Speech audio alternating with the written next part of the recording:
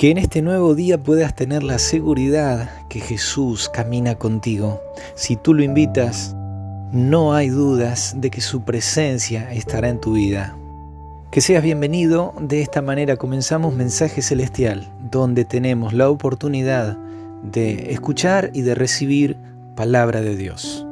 Y en esta semana seguimos adelante con nuestras reflexiones enfocadas en las señales de la venida de Cristo.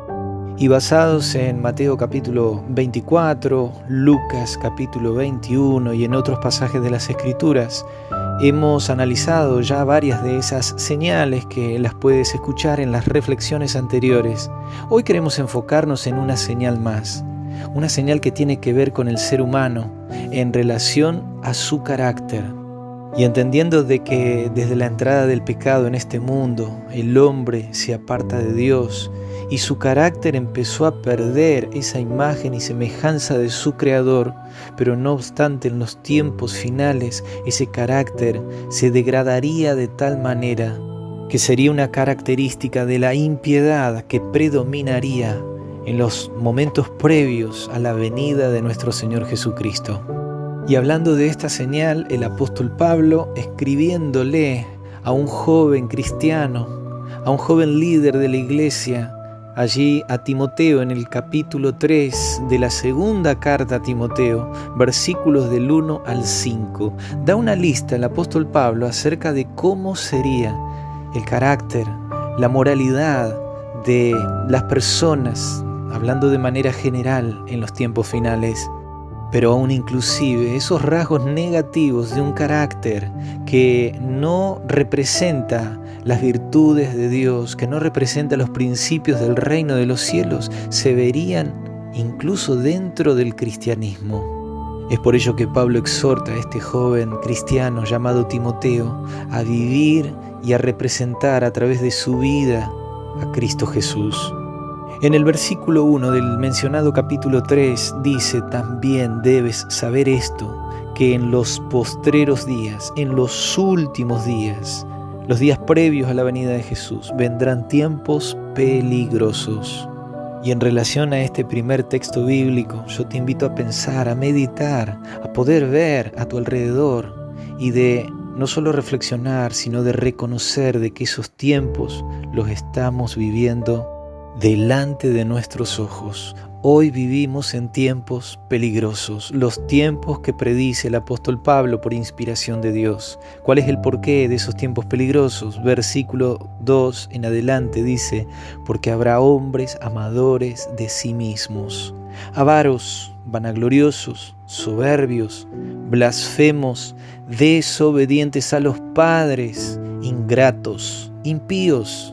Y aún sigue la lista de Pablo diciendo que también serán hombres sin afecto natural, implacables, calumniadores, intemperantes, crueles, aborrecedores de lo bueno, traidores, impetuosos, infatuados, amadores de los deleites más que de Dios, que tendrán apariencia de piedad, dice en el verso 5, pero que negarán la eficacia de ella.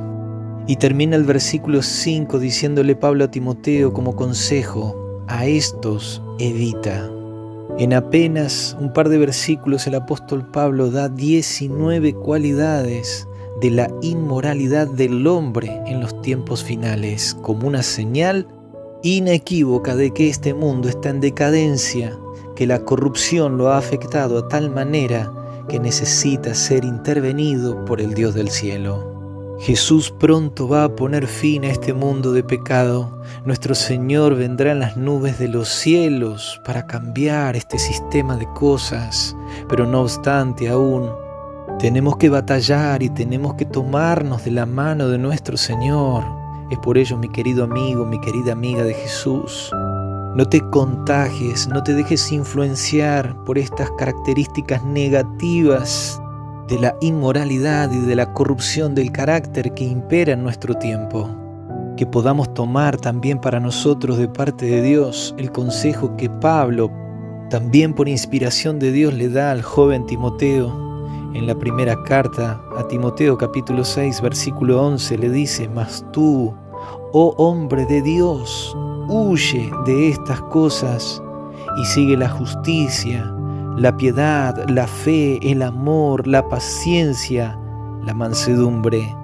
Apártate de aquellas cosas, situaciones o personas que pueden degradar tu carácter y tu vida espiritual, tu comunión con Dios. Y por el contrario, refleja a través de tu vida y de tu conducta las virtudes de aquel que te llamó para ser heredero del reino de los cielos. La primera parte del versículo 12 dice: pelea la buena batalla de la fe, echa mano de la vida eterna.